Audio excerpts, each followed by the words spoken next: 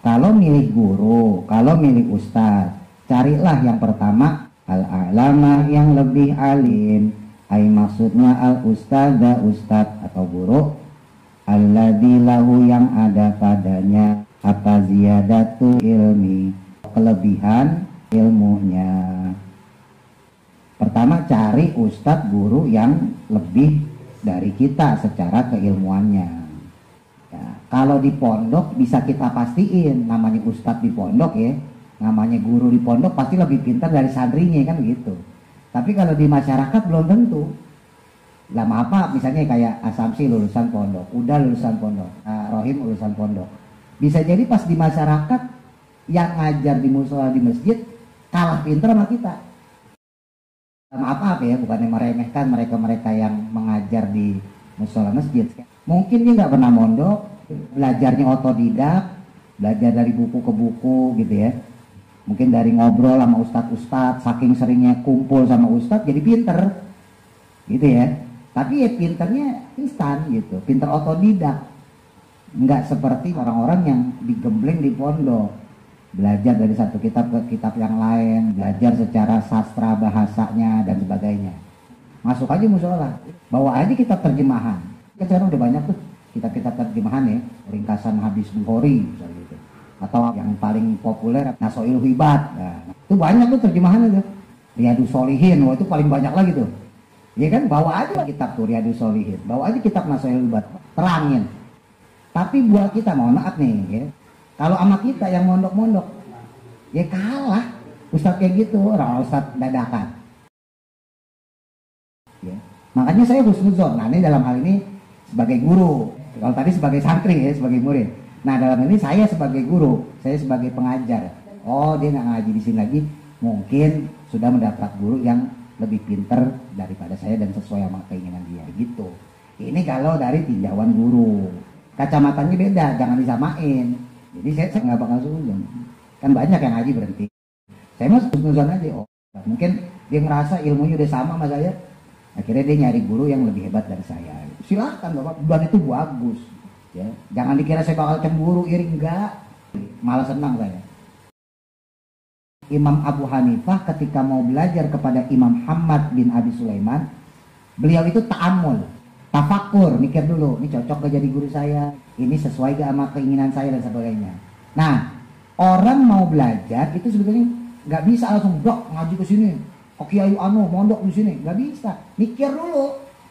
Bahkan kalau bisa, nih seperti kata Imam Hakim yang dikutip oleh Imam Abu Hanifah ya, tanya sama ulama. Jadi jangan asal ngaji doang, jangan. Ya tak kalau sesat gimana? Dan sekarang kan banyak ajaran sesat, ya. Tahu-tahu sholatnya misalnya dalam batin, wah siapa ngajarin kayak gitu? Gak usah sholat syariat, langsung ke Allah hakikat. Nah itu kalau gitu bahaya, siapa ngajarin? Makanya tanya dulu ulama. Ya, minimal ya tanya ustadz deh, gitu kan? Tanya ustadz kampung kita siapa? Itu kalau kita ngaji sama dia gimana sih? Gitu. Jangan langsung ngaji. Lah kalau sesat bahaya itu. Ya, sebab kata Imam Bukhari kan, agama itu adalah nasab. Nasab di sini maksudnya nasab ilmu. Maka lihatlah kepada siapa kamu belajar. Salah aja kita belajar sama dia, salah juga agama yang kita jalanin.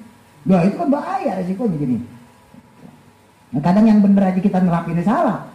Padahal kita udah belajar sama guru yang bener. Lah kita nerapinnya salah. Apalagi belajar sama yang salah, itu parah deh tuh ya.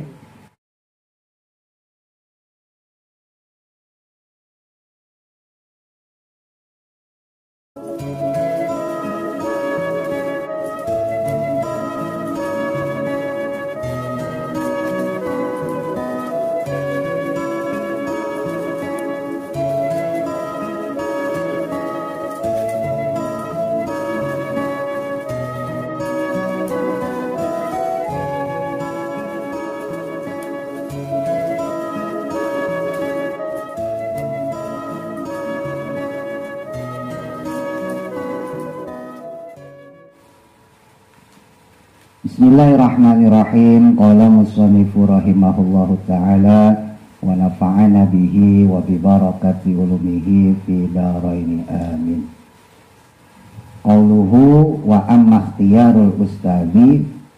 Kalau kemarin kita belajarin tentang kewajiban kita untuk menuntut ilmu yang dibutuhkan ya. ilmu yang urgent. Nah sekarang tentang memilih guru.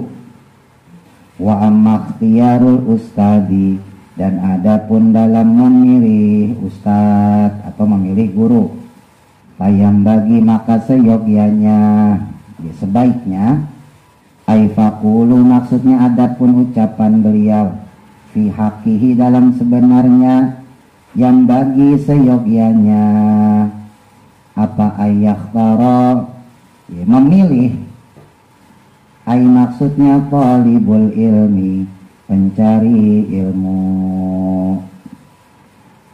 Kalau milih guru, kalau milih ustadz, carilah yang pertama al-a'lam, yaitu yang paling alim atau yang lebih alim. Al-a'lama yang pertama yang lebih alim, ay maksudnya al-ustadza ustadz atau guru, alladzi lahu yang ada padanya apa ziyadatu ilmi, kelebihan ilmunya. Pertama cari ustadz guru yang lebih dari kita secara keilmuannya. Kan nggak mungkin kita belajar sama orang yang keilmuannya di bawah kita, kan gitu ya. Kayak ini udah Ridwan mondok, terus Asamsi juga mondok, terus Nur juga mondok. Kalau secara pembelajaran gitu ya, kita semua udah ngerasain didikan guru kita. Ya, tentunya kan kita secara keilmuan ya jauh daripada guru-guru kita. Ini dari sisi murid ya, saya nggak ngomongin dari sisi guru ya. Jadi saya nyampein dari sisi kita sebagai murid. Kalau kita milih guru ya cari yang lebih pintar dari kita. Gitu. Saya bicara ini dalam posisi sebagai murid ya. Karena nanti kalau di posisi guru beda lagi. Nah, dari posisi murid kita sebagai tolib, ya, sebagai pelajar, sebagai pencari ilmu, ya carilah guru yang lebih pintar dari kita. Ya, kalau di pondok bisa kita pastiin, namanya ustadz di pondok ya, namanya guru di pondok pasti lebih pintar dari santrinya kan begitu. Tapi kalau di masyarakat belum tentu. Lama apa misalnya kayak Asamsi lulusan pondok, udah lulusan pondok, Rohim lulusan pondok. Bisa jadi pas di masyarakat yang ngajar di musola di masjid kalah pinter sama kita. Loh bisa jadi loh. Maaf ya, bukannya meremehkan mereka-mereka yang mengajar di musola masjid. Sekali lagi ini dari sisi santri ya. Saya nggak ngomong dari sisi guru. Bisa jadi mungkin dia nggak pernah mondok, ya belajarnya otodidak, belajar dari buku ke buku gitu ya, belajar dari ngobrol, kan bisa aja, pelajaran kan bisa diambil dari mana aja ya. Mungkin dari ngobrol sama ustadz-ustadz, saking seringnya kumpul sama ustadz jadi pinter gitu ya. Tapi ya pinternya pinter instan gitu, pinter otodidak, nggak seperti orang-orang yang digembleng di pondok, belajar dari satu kitab ke kitab yang lain, belajar secara sastra bahasanya dan sebagainya. Ya maaf nih, saya beri contoh misalnya Mas Wanda nih. Ini Mas Wanda pasti pinter, ya kan? Luar dari dulu ngaji, kan biasa gitu. Dari kecil ngaji di Aceh macam-macam, sekarang ngaji di sini. Pasti pinter. Dan orang kayak gini bisa ngajar. Masuk aja musola, bawa aja kitab terjemahan. Kan sekarang udah banyak tuh kitab-kitab terjemahan ya, ringkasan hadis Bukhari misalnya gitu. Atau yang paling populer Nasoil Hibat. Nah, itu banyak tuh terjemahan itu. Nasoil Hibat, hadis Nabawi, Riyadus Sholihin, wah itu paling banyak lagi tuh. Riyadus Sholihin terjemahannya paling banyak itu. Ya kan, bawa aja masuk Anda kitab tuh Riyadus Sholihin, bawa aja kitab Nasoil Hibat, terangin. Tapi buat kita, mohon maaf nih ya, kalau sama kita yang mondok-mondok, ya kalah ustadz kayak gitu, orang ustadz dadakan. Ya, kecuali ntar Mas Wanda belajar lagi kayak gini, ya kan. Nah itu nanti kemungkinan alimnya bisa melebihi yang mondok. Jadi bukan menutup kemungkinan Mas Wanda nggak bisa lebih pintar gitu Mas Wanda. Ya sekarang kan gini kelebihannya lah, kita belajar balagonya, kita belajar manteknya, kita belajar bayan, bade dan sebagainya. Nah itu yang nggak didapetin orang nggak mondok. Kalau secara penyampaian mungkin dia lebih pintar, nyampeinnya lebih pas. Mungkin secara bahasa dia lebih tertata. Kalah lah kita yang mondok, mungkin ya. Tapi secara keilmuan dia mentok, karena ilmunya cuma segitu. Ya, paham maksudnya ya. Tapi bukan berarti Mas Wanda gak bisa jadi pintar ya dalam hal ini ya. Bisa Mas Wanda ngalahin Uda, ngalahin Assamsi, ngalahin Anur, termasuk ngalahin saya bisa. Kalau ngaji lebih giat lagi kan, wah masa gua kagak bisa sih gitu kan. Akhirnya Mas Wanda kursus bahasa Arab, kuliah di Pare misalnya gitu kan, kampung Arab. Bisa aja, pulang-pulang lebih pintar dari yang mondok. Iya kan? Kan banyak juga orang yang nggak mondok tapi pintar. Tapi itu kan 1001. Ya, tetap ada tapinya 1001. Kebanyakan maaf yang kagak mondok, ya keilmuannya terbatas. Gitu. Orang yang mondok aja kadang-kadang keilmuannya terbatas ya. Kita yang mondok aja keilmuannya terbatas, sampai lagi ya kagak mondok. Ini dari sisi murid ya. Jadi carilah guru yang memang kita anggap ilmunya lebih di atas kita. Kalau sepadan boleh nggak? Ya boleh-boleh aja. Ya buat ngulang-ngulang gitu ya. Tapi kalau buat belajar, carilah yang lebih pinter dari kita. Waktu itu kan saya juga cerita ya. Saya nyari guru juga kesini, kesono, kesini, kesono. Ya bukan sok pinter itu, bukan. Cuman kita bisa ngeliat. Nah ini yang bedain antara orang biasa ngaji sama nggak ngaji. Kalau orang nggak biasa ngaji, dia nggak bisa bedain mana yang orang pinter beneran, mana yang pinter bohongan. Ada orang pinter, emang dia pinter beneran. Semua ilmu dia paham, ibaratnya gitu. Tapi ada orang yang pinter, dia pinter bohongan. Misalnya gitu ya, dia pinter fikih nih misal gitu ya. Ya karena sehari-harinya dia bacain buku fikih tuh. Dia bacain terjemahan-terjemahan, dia bacain buku-buku fikih, kan banyak sekarang. Pelajarin aja, sampai apal dia. Rukun wudu seperti ini, rukun sholat seperti ini, syarat wudu seperti ini, syarat sholat seperti ini, dia paham. Tapi kalau ditanya yang secara detailnya nggak paham, dia taunya dasar-dasar aja. Nah senjata dia tuh cuma itu doang. Ntar kalau ditanya ilmu tauhid, ditanya tentang ilmu Quran, ya angkat tangan gak bisa. Jadi senjatanya yang dia punya cuma itu, dan itu yang dipamerkan. Nah ini yang maaf dalam tanda kutip saya sebut ya ustadz bohong-bohongan. Ya. Guru yang bohong-bohongan. Nah carilah kalau bisa guru yang beneran. Ini biar gagal paham ya, ini dalam posisi sebagai santri, kita sebagai murid. Carilah guru seperti itu. Ya termasuk saya.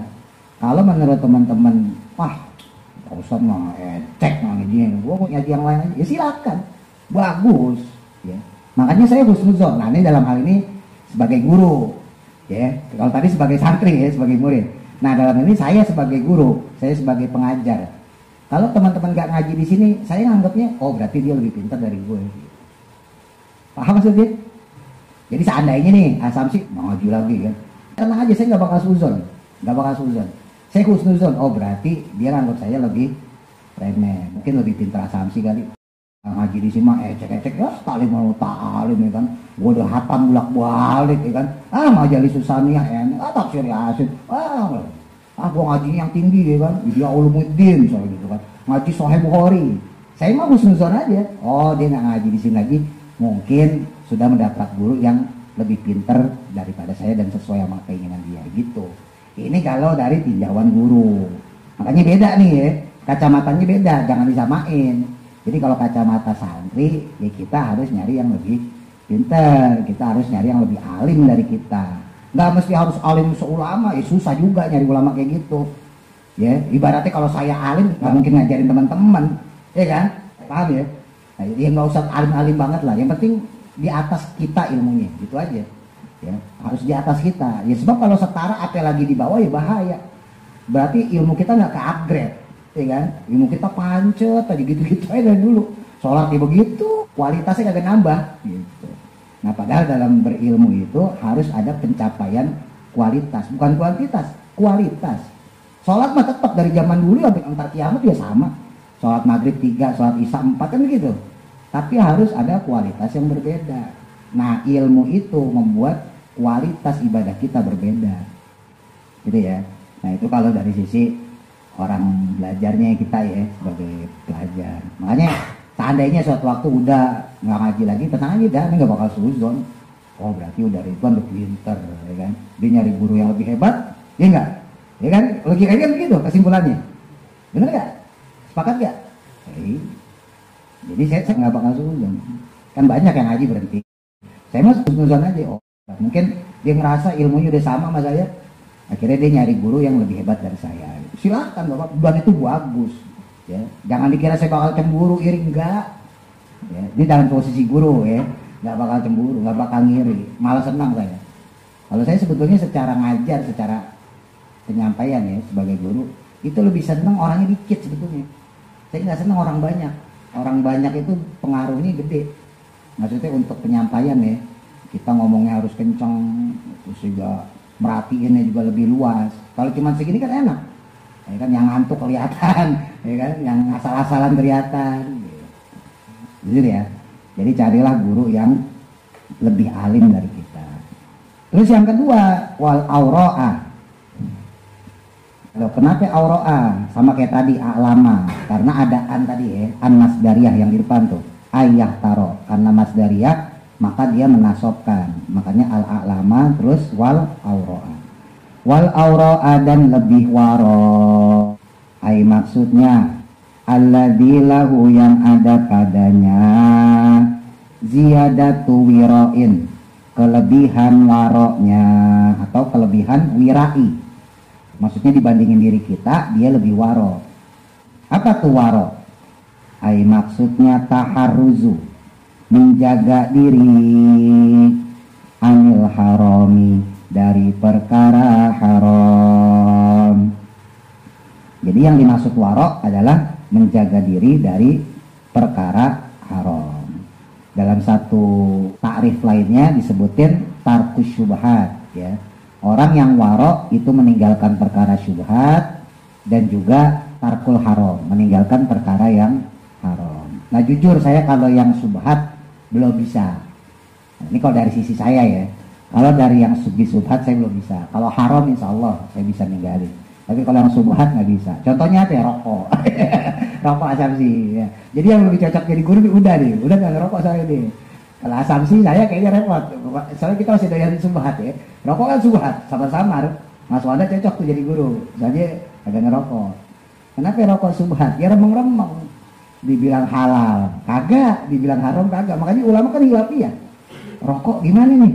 Dibilang halal, tapi dia bisa bikin orang sakit paru-paru kan gitu kan ya. Ya sama sebetulnya nasi juga bikin sakit gula kan. Kalau kita bantah, makanya tukang rokok kan jago lah bantahnya. Ya. Rokok kan bisa menyebabkan paru-paru, sesak napas. Ya, kalau dibilang halal, tapi kalau dibilang haram, lah masa daun dilinting jadi haram? Ini Mas Wanda punya daun jeruk, potong-potong deh daun jeruknya, ya kan? Terus dilinting, terus dibakar, masa jadi haram? Kalau itu sama aja, bedanya ini daun bako, kan gitu kan ya? Subhat kan?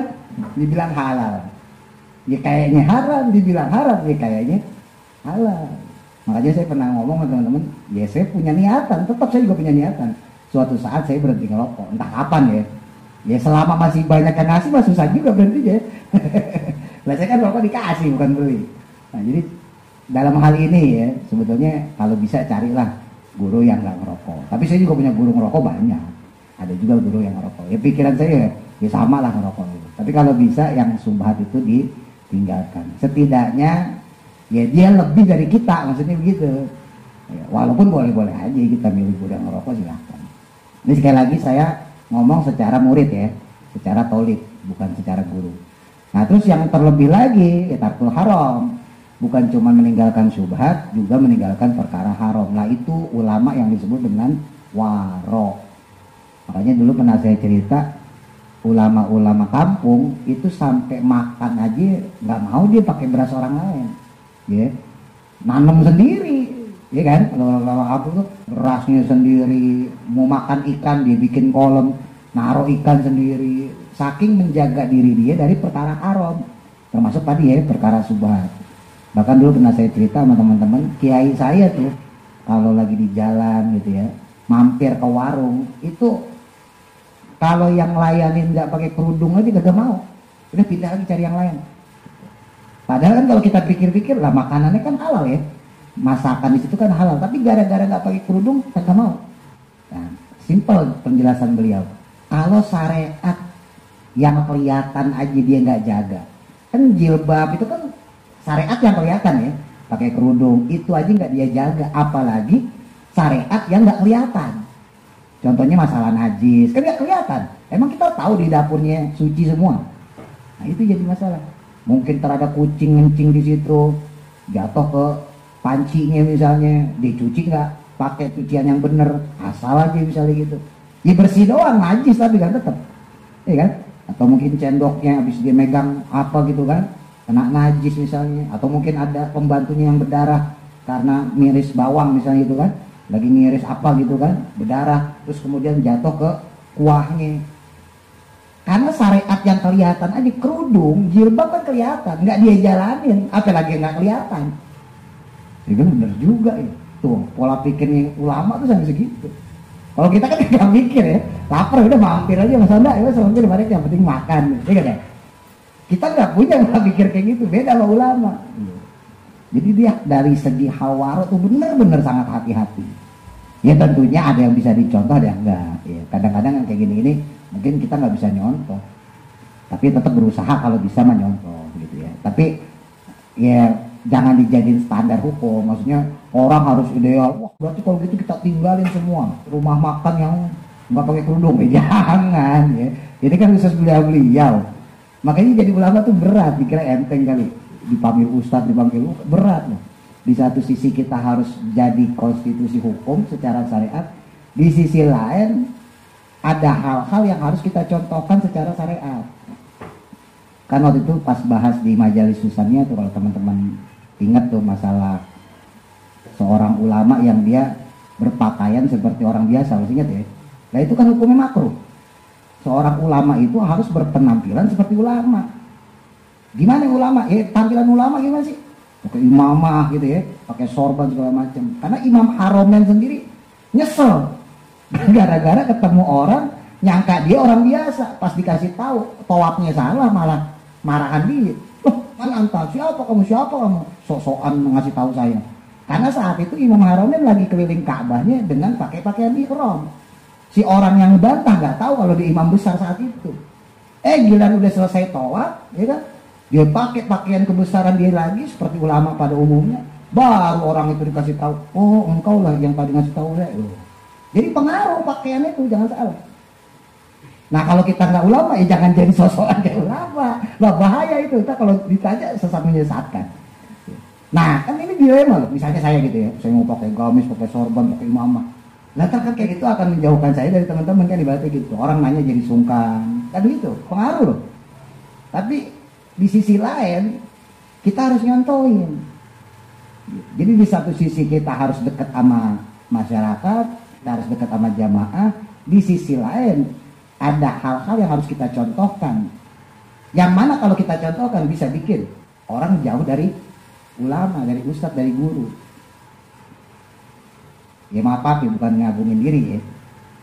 Ini sih ajaran guru saya ya. Dalam hal ini saya ngambil keputusan, udah nggak apa-apa deh, makruh deh ibaratnya gitu ya. Saya nggak bisa nampilin diri seperti orang yang berilmu seperti yang umumnya gitu. Tapi setidaknya target dakwah saya kesampaian. Kalau saya pikir gitu ya. Makanya ya saya suka main ke tempat Tasupri tuh, nongkrong sama Yali Dayat tuh, sama Bang Begai tuh. Saya nongkrong sama jamaah juga. Silakan teman-teman cek di musala masjid yang model kayak saya. Ini bukan ngagungin diri sekali lagi ya. Ini buat contoh aja nih. Silakan teman-teman cek ustadz yang model kayak saya. Masih mau ngopi bareng, masih mau ngerokok bareng, gitu ya. Kita ngomong berdua doang dah sampai kemarin jam 2. Cari ustadz yang kayak saya. Ya nggak usah jauh-jauh, saya RW 8 dah. Kan ustadz banyak di sini. Coba cari. Itu sulit. Sebetulnya saya nggak boleh begitu dalam hal ini ya. Tapi kalau saya nggak lakuin itu nanti dakwahnya terputus. Nggak akan serba salah jadinya. Di satu sisi kita harus jaga muruah, jaga wibawa, ya, supaya orang itu ketika kita sampein hormat, kita sampein dia takzim. Di sisi lain ketika kita makin dihormati, makin ditazimin, ada gap di situ. Ya enggak? Ya kayak Mas Wanda tinggal ngobrol sama saya kan gampang aja. Ya kita biasa ngopi, biasa ngerokok asumsi gitu kan, biasa aja. Coba kalau saya selalu pakai gamis, mukanya serem kan, asumsi ini ngolong aja. Kan repot juga jadinya. Ya kan? Nah, makanya enakan jadi orang biasa. Bebas orang biasa maka gak ada ngeritik. Ulama repot. Ya, di satu sisi dia berhadapan dengan hukum, di sisi lain dia berhadapan dengan tindak tanduknya masyarakat. Ya. Gitu. Nah, jadi dicarilah ulama yang bisa meninggalkan perkara haram. Ya makanya lagi-lagi ketika di antara teman-teman ada yang udah nggak ngaji lagi ya saya usul-usul, oh dia udah dapat guru yang benar-benar meninggalkan perkara haram, gitu aja kalau saya. Wal asana dan lebih tua, ai maksudnya alladzi lahu yang ada padanya, pada si ustadz atau guru tadi, ziyadatu sinin kelebihan umur, wakibarin dan tuanya. Ya mungkin kalau saya teman-teman ngaji, saya menangnya cuma 2 tuh. Mungkin saya lebih pintar 1, sama poin ketiga saya lebih tua, udah itu aja. Kalau untuk yang waro lah saya belum ya. Nah makanya kalau teman-teman mau belajar ke tempat lain ya itu berarti cari yang lebih waro gitu. Makanya untuk masalah umur kan kalau di tulisan flyer saya tuh pengajar remaja kan usia 15 sampai 40 tahun gitu ya. Kenapa? Karena saya nggak mau punya murid yang lebih tua dari saya.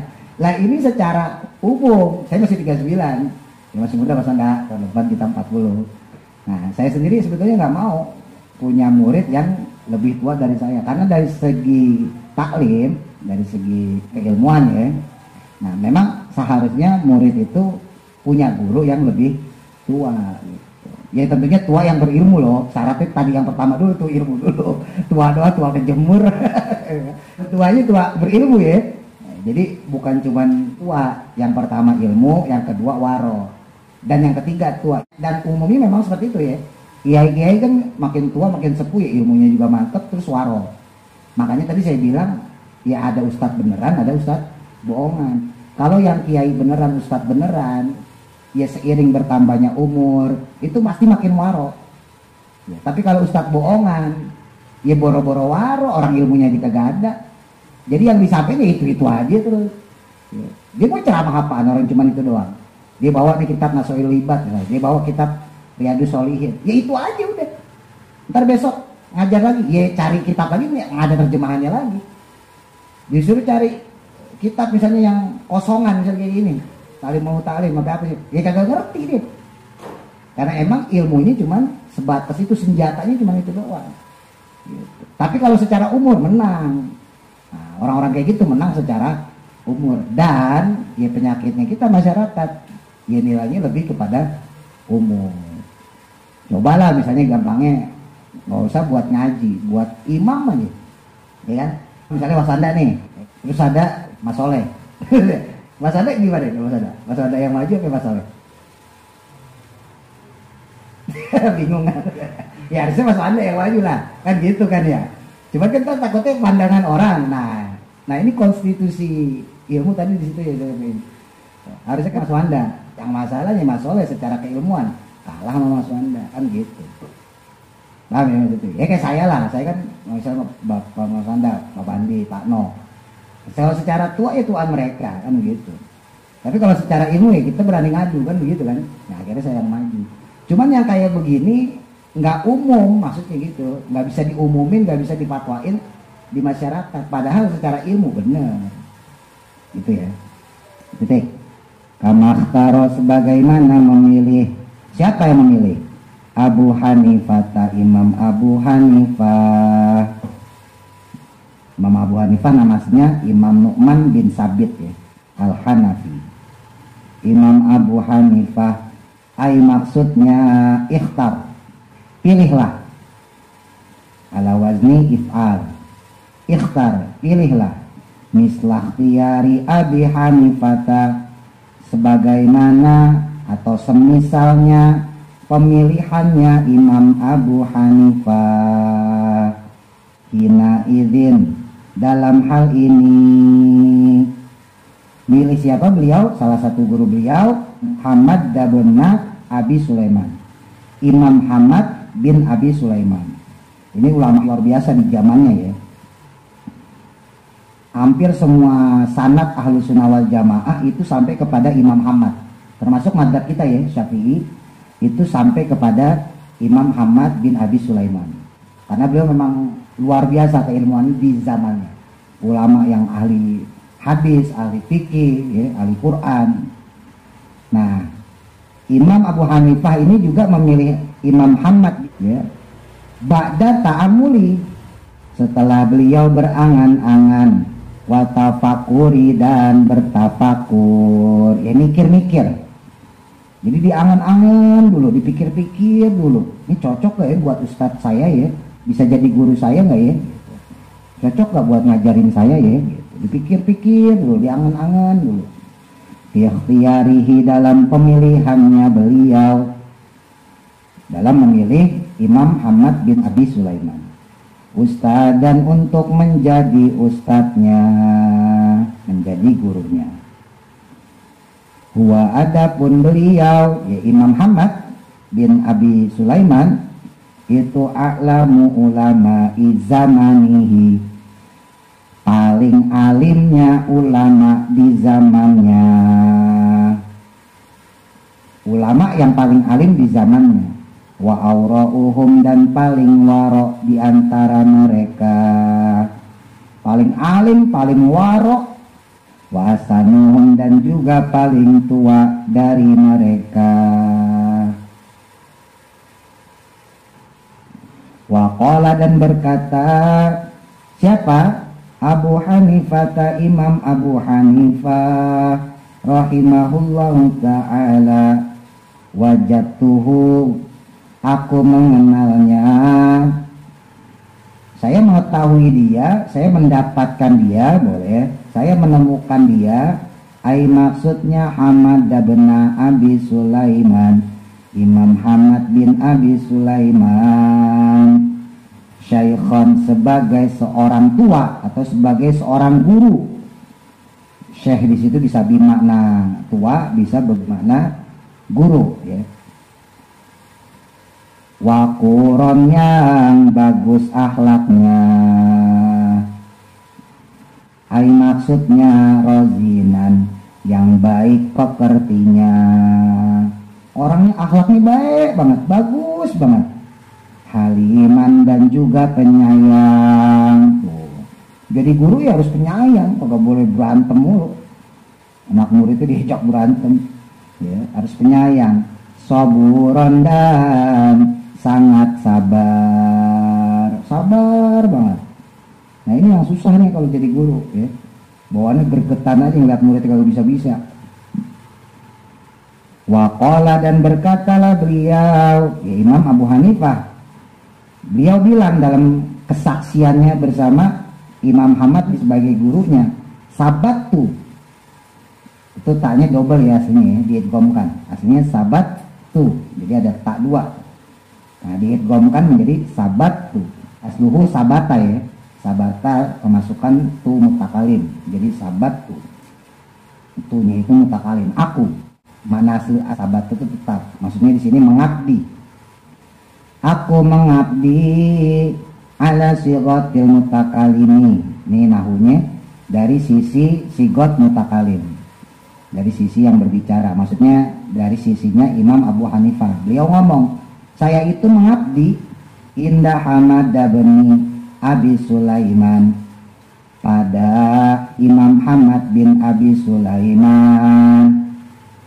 Selama saya belajar sama dia, saya berguru, saya mengabdi pada dia, maka panabatu, nah sama kayak tadi tanya di idghamkan, asal katanya nabata, tumbuh, tuhnya mutakalim saya, panabatu, maka tumbuhlah aku ala sigatil mutakalimi, atas segot mutakalim, aidon juga sama ya, dari sisi ucapannya Imam Abu Hanifah.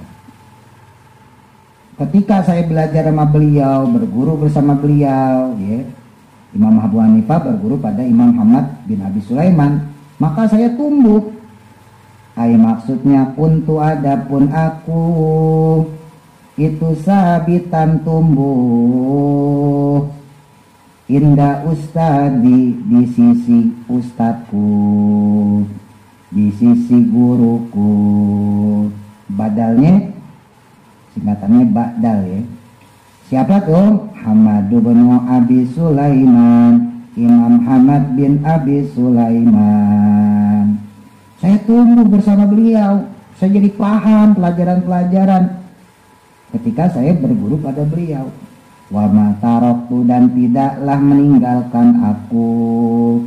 Dan saya nggak pernah ninggalin beliau, kemana-mana ngaji saya ikutin, jauh-jauh saya ikutin. Suhbatahu, mengiringinya, saya iringin beliau. Abadan, selamanya, maksudnya selama beliau hidup. Selama beliau hidup sampai wafat, saya iringin. Dalam kesaksiannya murid-murid Imam Abu Hanifah, ya, beliau belajar pada Imam Muhammad bin Sulaiman yang merupakan salah satu ulama hadis terbesar di zamannya, ya. Saat itu kurang lebih 18 tahun. 18 tahun. Mas Wanda ngaji udah berapa tahun, Mas? Ada 4 tahun? Masih kurang, ya? Nah, masih jauh lah, ya. 18 tahun. Dan itu pun tiap hari, kan diiringin kemana-mana nih. Wah, repot urusannya dah, kagak kawin-kawin dah. Asumsi 18 tahun, asumsi. Lah kita pondok berapa tahun? Kan jauh banget ya. 18 tahun tuh baru tuh jadi Imam Hanafi. Wow, pakar fikih, ya kan? Ahli ijtihad. Oh ya. Jadi kalau mau pinter ya begitu. Nah ini enggak, fenomena sekarang kan ustadz-ustadz kan ngaji nggak ketahuan gurunya siapa, ya kan? Tentu jadi ustadz. Repot ya sekarang. Nah, fasir tuh, asal katanya soro, ya. Fasir tuh, maka jadilah aku, kata Imam Abu Hanifah, berkat belajar tuh selama 18 tahun. Fasir tuh, maka jadilah aku, nabitan, tumbuhlah beliau. Wanamian, dan berkembang. Saya tumbuh, saya berkembang. Ya maksudnya pinter gitu, makin alim. Kamayanmu, sebagaimana berkembangnya apaan nabatu, tanaman. Hinan fahinan, ya, waktu demi waktu atau masa demi masa. Akhirnya saya makin berkembang dari hari ke hari, dari tahun ke tahun, makin pinter, makin alim, makin soleh. Hatta balagtu, sehingga sampailah aku ila hadhil martabati, pada martabat atau kedudukan ini. Wahia, adapun dia, maksudnya martabat ini itu apa? Itu martabatul ijtihadi, martabatnya ijtihad atau kedudukan mampu berijtihad. Bahkan sampai sekarang ya masih terjaga mazhabnya Imam Hanafi, mazhab Hanafiyah. Bayangin 18 tahun. Jadi Imam Hanafi itu ketemu Imam Muhammad itu dalam suatu forum ulama. Jadi Imam Hanafi belajar pada Imam Muhammad bin Abi Sulaiman itu posisinya udah ulama. Ya. Jadi ketemu dalam suatu forum. Nah, terus beliau menyampaikan suatu hadis. Ya. Yang mana hadis tersebut dia lupa perawinya siapa, maknanya siapa, ya nama manusia, ya. Lalu kemudian diingetin sama Imam Muhammad bin Abi Sulaiman yang juga hadir pada saat itu. Nah, disitulah Imam Abu Hanifah atau Imam Hanafi mengakui keilmuan Imam Muhammad bin Abi Sulaiman. Maka seketika itu juga beliau nggak mau ngajar, langsung tak nggak mau ngajar, ngaji doang. Tuh hebatnya itu. Sadar kalau ilmunya masih terbatas, akhirnya dia ngaji doang. Ini lagi-lagi nih ulama, ya, kita nggak bisa ngikutin nih. Kalau kita panggilan ngajar aja dah namanya. Ini saya cerita tentang ulama, ya. Akhirnya beliau nggak ngajar lagi, ngaji 18 tahun, bayangin. Padahal saat itu udah tersohor, udah jadi ulama. Itu ulama yang tahu ada ulama besar dia ngaji lagi. Nah, kita ulama bukan, panteng aja kagak ngaji-ngaji. Diikutin 18 tahun, bayangin, nyantri 18 tahun, bayangin juga. Nah, sampai suatu ketika Imam Muhammad itu dalam satu riwayat beliau pergi, ada keperluan keluar kota, ya di Irak, ya, beliau tinggal di Irak, ya. Nah, suatu ketika dalam satu riwayat Imam Muhammad ini pergi, dalam riwayat lain Imam Muhammad ini sakit. Ya, beliau punya pesantren, punya pengajian gitu, punya majlis, nggak ada yang ngajar. Nah, Imam Muhammad kemudian menyuruh Imam Abu Hanifah, kamu badalin, karena menurut saya di antara murid saya kamu yang paling pintar. Nah, kemudian Imam Hanafi ngebadalin Imam Muhammad bin Abi Sulaiman. Nggak lama kemudian Imam Muhammad bin Abi Sulaiman wafat. Akhirnya Imam Hanafi menjadi penggantinya Imam Hamad bin Abi Sulaiman. Jadi kemudian makin dikenal ya, makin dicintai di Irak saat itu. Jadi asli itu begitu. Makanya dulu saya pernah cerita ya sama teman-teman. Saya keluar pondok 2007, 2006 lah ya, 2006 itu saya keluar pondok. Itu saya udah ngajar. Saya udah ngajar Masjid Nurul Iman, di belakang tuh parkiran. Saya ngajar di Baitul Iman di Cipinang. Saya udah ngajar. Sampai suatu ketika saya ketemu sama salah satu guru saya, ya, almarhum Kiai Abdul Muthalib, orang Cengkareng. Kan saya bolak-balik cerita ya. Saya ngaji itu jauh-jauh. Karena mohon maaf, ya tadi balik lagi, bukan sok sekali lagi loh. Ini kita secara murid ya. Saya nganggep ya belum ada yang bisa memuaskan lah secara keilmuan. Makanya saya nyari guru jauh-jauh. Nah, singkat cerita, satu guru yang jauh itu yaitu Kiai Abdul Muthalib. Nah, dalam salah satu obrolan ya kayak kita lah habis ngaji ngopi gitu dah. Nah, salah satu obrolannya beliau bilang, kamu itu prematur. Saya digituin, kamu tuh prematur. Ibarat bayi itu lahir duluan. Kenapa Pak Kiai? Ya udah kamu banyakin deh belajar, banyakin deh ngaji. Kenapa? Karena ada kalanya beberapa hal yang ada di kitab itu harus kita jelaskan dengan kondisi masyarakat. Yang itu kadang sulit. Kalau kita nggak terjun dulu di masyarakat, itu kita sulit untuk ngejelasinnya. Itu beliau ngomong kayak gitu. Akhirnya plok saat itu saya kurangin, bahkan saya berhentiin. Di Nurul Iman saya berhenti ngajar, yang di Baitul Iman saya berhenti ngajar. Ya udah, paling kegiatan secara dakwah ya. Udah saya ngurusin yang remaja aja tuh, bikin acara maulid, bikin acara Isra Mi'raj, Muharram itu aja. Ya paling pengajian remaja doang tuh, yang Yasin, Tahlil, Istighosah. Ya, sebelum jadi pengajian yang sekarang ini ya, yang dulu masih ono. Tapi ngajar enggak saya. Jadi saya ditegor kayak gitu, itu langsung dok loh, dok. Ya namanya ulama beda kalau negor ya. Ya beliau luar biasa lah, waro lah, alim. Ditegor kayak gitu berhenti saya langsung. Waktu itu saya udah ngaji sama beliau ya almarhum, saya udah ngaji juga sama Kiai Maulana Kamal, Yusuf, Mas Seban.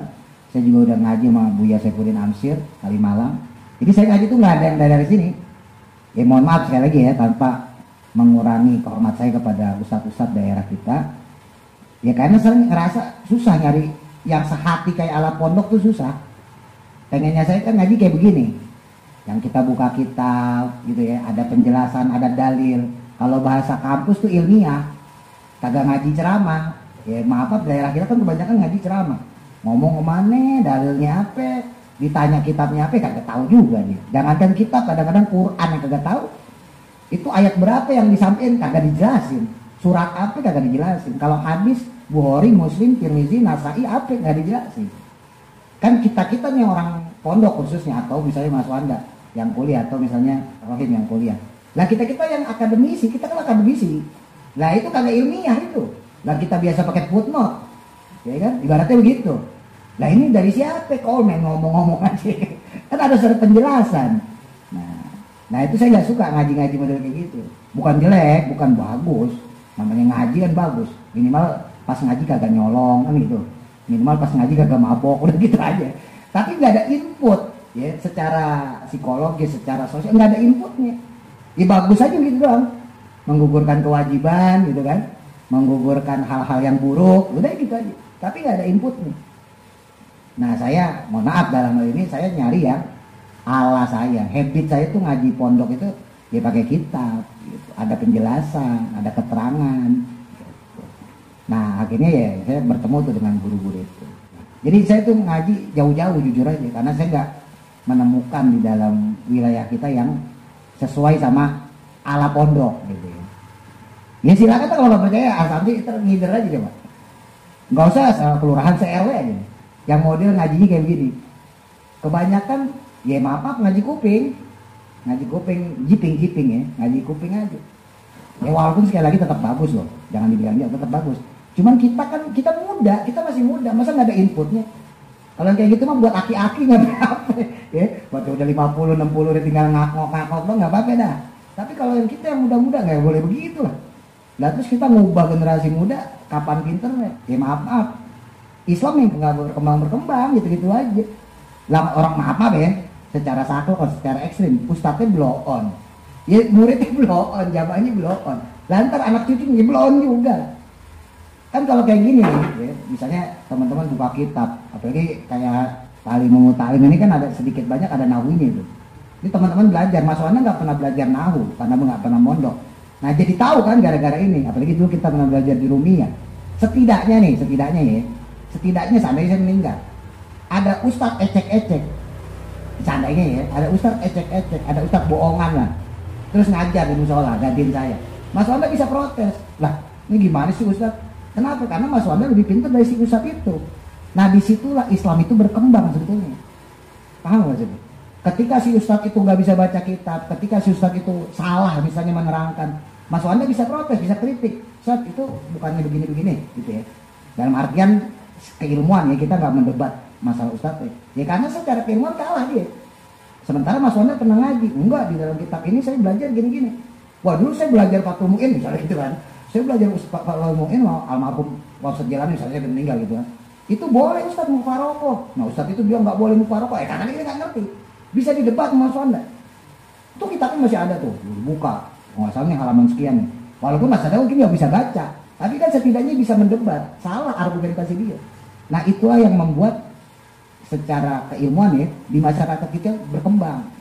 Jadi nanti kelak nanti Mas Wanda punya anak, punya cucu, pasti lebih pintar juga dari Mas Wanda, dari bapaknya, anaknya misalnya gitu. Anaknya Mas Wanda, ya, punya anak lagi, cucu Mas Wanda berarti cucunya lebih pintar dari bapaknya. Kan begitu. Ya mohon maaf, ini karena saya orang pendidikan ya, saya kuliah di pendidikan, jadi kita mengkritisi kenapa kok agama di masyarakat tuh kagak berubah. Coba teman-teman lihat deh. Mohon maaf nih, tanpa mengurangi kemuliaan bapak ibu kita, kakek nenek kita ya. Hormat kita ta'zim kepada beliau. Ini kita bicara ilmu sekali lagi. Coba lihat deh ibadahnya. Begitu aja. Dari zaman dulu begitu aja standar. Nah itu ironi loh. Padahal agama Islam masuk di Indonesia itu jauh dari sebelum Indonesia merdeka. Kenapa kok yang di kampung tuh begitu-gitu aja? Baca Yasinnya berantakan salah. Ngaji fikih segala macam, wudunya ya berantakan, sholatnya berantakan. Itu fenomena masyarakat begitu. Silakan teman-teman ya. Jawabannya cuma satu, karena ustadznya nggak berbobot. Lah murid mah kagak bisa disalahin, jamaah kagak bisa disalahin, ya nggak bisa teman-teman, nggak bisa disalahin. Yang salah tuh ustadznya nggak berbobot, ustadznya kagak paham fikih, kagak paham tauhid, akhirnya mengajarkan ya asal-asalan. Akhirnya dari zaman dulu ke zaman sekarang ini sama aja, sholatnya begitu-begitu aja, nggak ada berkembang. Ya. Wah itu kalau dikritisin yang awam-awam, teman-teman ya, atau misalnya Mas Wanda yang udah belajar Fathul Mu'in, Asamsi misalnya gitu udah belajar Fathul Mu'in. Wah itu banyak loh orang awam kita suruh sholat, banyak yang bisa kita benerin tuh. Sholatnya berantakan semua. Gak usah sholatnya lah ibaratnya. Tanya aja yang jadi rukun yang wajib ya, rukun yang wajib sama yang sunnah. Paling dia bingung mana yang rukun, mana yang wajib. Apalagi ntar dijelasin kayak Pak Supri, rukun qauli, rukun fi'li, repot lagi. Kenapa? Ya karena diajarkan, mohon maaf, dengan standar keilmuan yang gak bagus. Akhirnya menghasilkan murid-murid, pelajar-pelajar yang juga kurang bagus.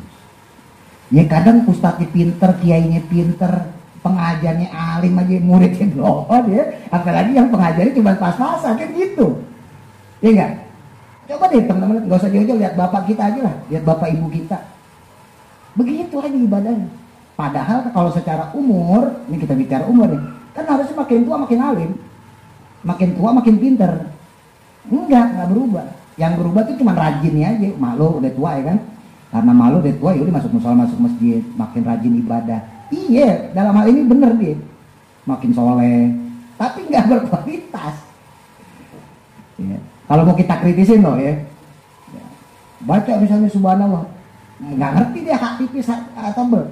Subhanallah, subhanallah, subhanallah, subhanallah, subhanallah. Itu kalau kita kritisin secara salah dia salah. Mana ada subhanallah, subhanallah, nggak ada.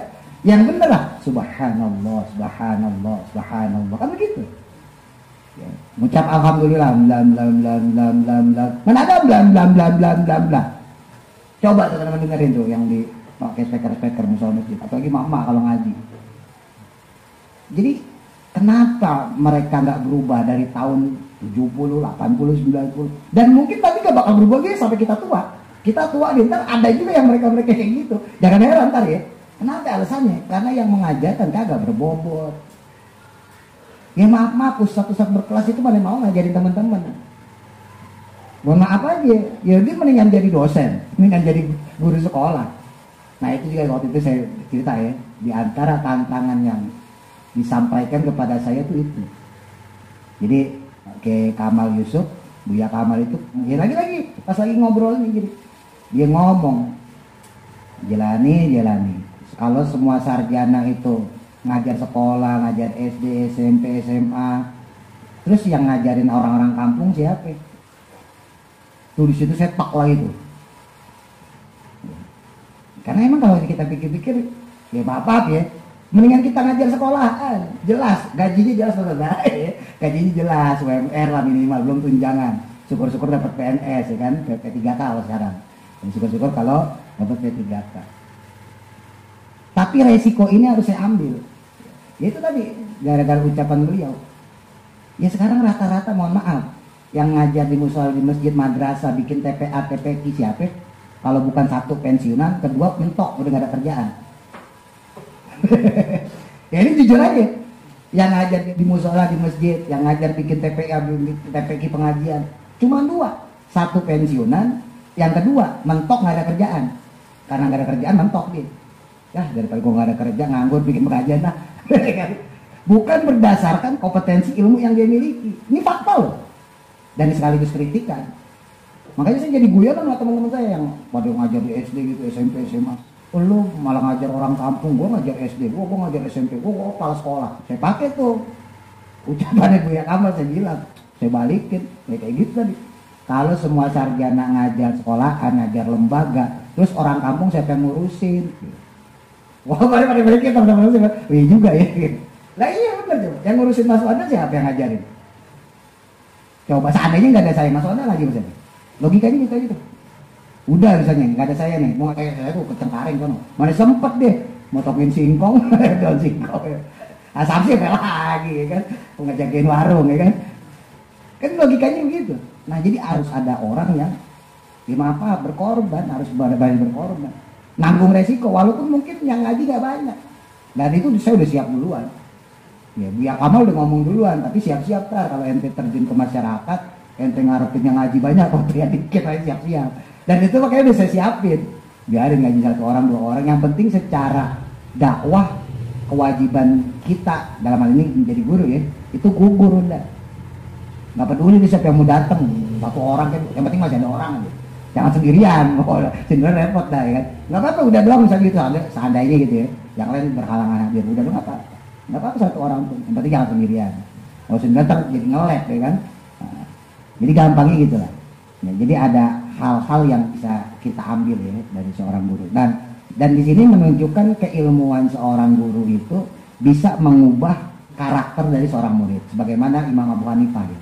Makanya bolak-balik saya ngomong, kalau kita ngaji, kalau kita belajar, kok nggak berubah, ibadah kita nggak berubah, ya, tauhid kita nggak ada kenaikan, syariat kita pun sama. Ya mohon maaf, cari guru lain dah. Ini termasuk saya loh. Ya, seandainya gitu kan, adit, ya kan, asumsi gitu. Perasaan gua ngaji begini-gini aja. Cari guru lain. Berarti saya nggak sukses ngajarin teman-teman. Karena kalau sukses, ya harus ada yang berubah. Dari pola pikir, dari syariatnya, sholat misalnya gitu ya, dari akhlaknya harus ada yang berubah. Oke enggak 100% enggak, karena kita bukan ulama ya. Tapi setidaknya ada yang berubah. Entah sifat kita yang lebih sabar, ya, entah rasa syukur kita yang lebih tinggi, atau ibadah kita yang makin sergap, tadinya jarang jamaah jadi jamaah. Pokoknya harus ada poin lah. Tapi kalau nggak ada poin sama aja dari dulu begitu, berarti ngajinya gagal. Saya nggak bilang jelek ya, gagal. Tetap bagus tapi gagal. Jadi hanya sekedar gugurin kewajiban, tapi nggak ada impact buat kita. Nah kalau kita belajar sama orang kayak gitu, termasuk saya, tinggalin. Nggak ada manfaatnya guru sama kayak gitu, karena guru itu bukan cuma punya ilmu, dia punya sisi yang kedua, yaitu barokah. Yang mahal ini sebetulnya barokahnya, riadohnya beliau. Kok kita nggak berubah masih begitu-begitu aja, ya udah pindah lah, cari guru lain. Ya, termasuk saya loh, sekali lagi ya, termasuk saya. Kalau saya masuk anak, gue ngaji sama Pak Ustadz ini gitu, gue pindah aja silakan. Karena emang saya berarti kagak bermanfaat secara keilmuan maupun secara keberkahan. Waqala dan berkata, maksudnya Abu Hanifah. Waqala dan berkata beliau, maksudnya Abu Hanifah, Imam Abu Hanifah, sami'tu mendengar aku, saya pernah mendengar, hakiman akan Imam Hakim. Dari sisi mazhab yang paling tua adalah Imam Abu Hanifah, baru kemudian Imam Malik, baru kemudian Imam Syafi'i, baru Imam Hambali. Maksudnya sami'tu mendengar aku, qaulu akilin, ucapannya cendekiawan. Akil itu bukan orang yang berakal ya, maksudnya orang pinter, cendekiawan kalau bahasa kita. Li anna sam'a, karena sesungguhnya sifat mendengar itu la yata'alaku, tidaklah berkaitan atau bergantungan bizati dengan zatnya, bal tetapinya yata'alaku bergantungan dia atau berkaitan dia bil masmu'i dengan perkara yang didengar. Jadi ada kaulnya cendekiawan, ya orang alim gitu ya, dimana sifat mendengar itu tidak berkaitan dengan orangnya sendiri, zat di situ maksudnya orang tersebut ya, tetapi justru berkaitan dengan perkara yang didengar. Jadi kalau perkara yang didengar bagus, yang disampaikan bagus ya, maka dia akan tumbuh menjadi orang yang baik gitu. Gampangnya seperti itu. Hakiman min hukamai, yang mana termasuk dari ulama ahli hikmah. Ulama ahli hikmah di sini bukan perdukunan loh, hati loh, bukan kebatinan. Maksudnya ulama-ulama yang mengerti tentang kolbu. Nah itu ulama ahli hikmah. Zaman sekarang ahli hikmah perdukunan, ngobatin orang, kebatinan ya. Zaman sekarang. Makanya sekarang repot bedain pesantren sama padepokan. Ya, khususnya di Jawa Barat di kita-kita ya. Itu ada pesantren tapi padepokan. Jadi sebetulnya padepokan ditulis ya pesantren. Yang diajarin ilmu hikmah, tahu-tahu ilmu kedukunan. Ya, ngobatin orang segala macam ya, namanya zaman akhir. Min hukamai Samarqandi, ya termasuk dari ulama hikmahnya Samarqandi. Samarqandi itu nama negara ya. Ya kalau sekarang India lah ya, Samarkand. Yang paling terkenal ya Imam Abu Lais. Imam Abu Lais itu juga salah satu gurunya Imam Hanafi, Imam Abu Lais As-Samarqandi. Dan itu alim beliau. Dan di zaman saat itu ya, itu Imam Abu Lais juga punya mazhab sendiri. Makanya ada mazhab Al-Laisi. Tapi seiring berjalannya waktu, ya nggak kepake. Jadi mazhab itu aslinya bukan 4, ya ada 12 mazhab itu. Seiring berjalannya waktu, ada penggabungan, ada kesamaan, dan ada juga yang nggak diikutin lagi. Ya, akhirnya turun-turun jadi 8. Akhirnya hilang-hilang, sekarang jadi tinggal 4. Dulu tuh banyak, ada mazhab Az-Zuhiri, ya, namanya Daud, Imam Daud Az-Zuhiri. Nah itu ada tuh mazhab Az-Zuhiri, termasuk Imam Abu Lais As-Samarqandi. Jadi dulu orang Samarqandi itu pinter-pinter, orang India, pinter-pinter. Makanya jangan heran teman-teman kalau kita belajar sejarah, salah satu datangnya Islam itu lewat Gujarat. Lah Gujarat itu mana? India, dari Samarqandi itu. Bukan cuma dari Mesir, dari Yaman ya. Karena emang dulu itu orang India tuh Islamnya pinter-pinter. Ya, teman-teman baca deh sejarah-sejarah Islam deh. Dari zaman seperti itu Genghis Khan ya, segala macam peradaban Islam, wah itu luar biasa itu. Dulu. Nah, sekarang mah banyak kan ya pusar doang aja gitu. Nah, jadi ada tuh ya. Nah, ketika Imam Abu Lais wafat, seiring dengannya berjalan waktu ya, banyak yang nggak dipakai, ada juga yang sama. Terus juga pengikutnya juga banyak yang nggak pakai. Jadi mazhab itu bisa hilang kalau pengikutnya udah nggak pakai lagi. Contoh misalnya kayak di kita ya, mazhab Syafi'i. Seandainya orang Indonesia nggak pakai lagi mazhab Syafi'i, orang Malaysia misalnya nggak pakai lagi mazhab Syafi'i, seandainya orang Brunei nggak pakai mazhab Syafi'i, ya mungkin mazhab Syafi'i hilang, nggak ada yang pakai. Gitu. Jadi bisa juga mazhab itu hilang karena pengikutnya yang memakainya udah nggak ada. Ya salah satunya. Nah ini ada ulama dan hikmah dari Samarqandi. Qala yang berkata beliau berkata, ulama hikmah ya, sekali lagi di sini bukan ulama fikih. Ulama hikmah ini ulama yang ahli kolbu kalau bahasa kita mah ya, ahli hakikat, Ini beliau bilang, an-nawahi dan sesungguhnya seseorang min talbatil ilmi dari pencari ilmu itu syawaroni pernah musyawarah kepadaku.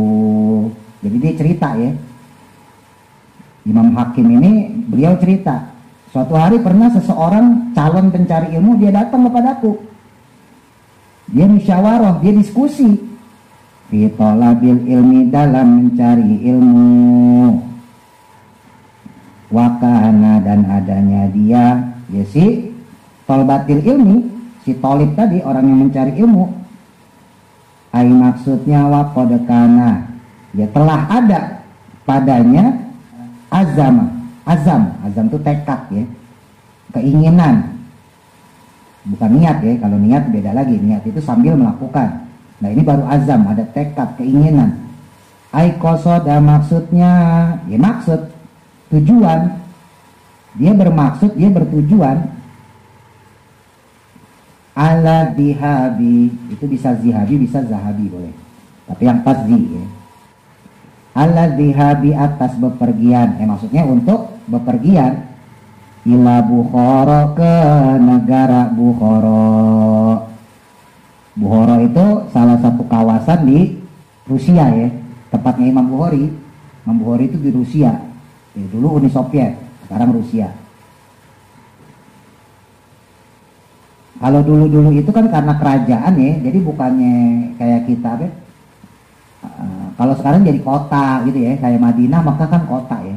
Kalau sekarang disebut kota Mekah, kota Madinah, termasuk Bukhara kota. Zaman dulu enggak, mereka itu dulu kerajaan, jadinya negara. Zaman dulu tuh, jadi Mekah itu dulu negara, Madinah juga negara, Syam negara. Kalau sekarang kota ya. Nah kalau dulu itu negara, Baghdad, Irak, Kufah itu dulunya negara, bukannya kota. Ya, dulu negara, kalau sekarang kota dia, kota Baghdad, kota Kufah gitu ya, Basra. Nah ini ada orang yang dia pengen belajar ke Bukhara, ke Rusia. Kenapa ke Rusia? Ya Imam Bukhari aja dari sono, ya kan? Makanya otomatis yang di sono pinter-pinter. Jadi jangan dikira di Rusia itu, kalau dulu di Soviet ya, jangan dikira kadar Islamnya, banyak Islamnya. Chechnya itu ya, terus yang Tantan itu, Turkmenistan, Kazakhstan, ya, ada lagi Afghanistan, pokoknya pecahan Uni Soviet lah. Nah itu Islamnya semuanya itu, Islam semua pecahan Uni Soviet itu. Jadi Islam tuh banyak di sana. Jangan dikira di Asia Tenggara dong kayak kita, Islam juga banyak. Nah, apalagi Imam Bukhari dari sana. Nah, berarti kan ketika beliau pulang mondok bahasa kasar gitu, pasti orang-orang pinter, kan begitu ya. Nah jadi ada orang yang dari Samarkandi ini, dari India sekarang, dia pengen berguru, pengen belajar, pengen mondok ke Rusia. Bayangin juga, orang dulu pengen belajar sampai ke sono. Ya sama kayak apa kiai kita, ada tuh Hashim Asy'ari, kayak Ahmad Dahlan Muhammadiyah, ya, Mbak Hashim Asy'ari NU. Belajarnya kemana? Ke Mekah. Nah kita sekarang enak, tinggal ngesot ya sampai ya. Mas ada tinggal ngesot nyampe.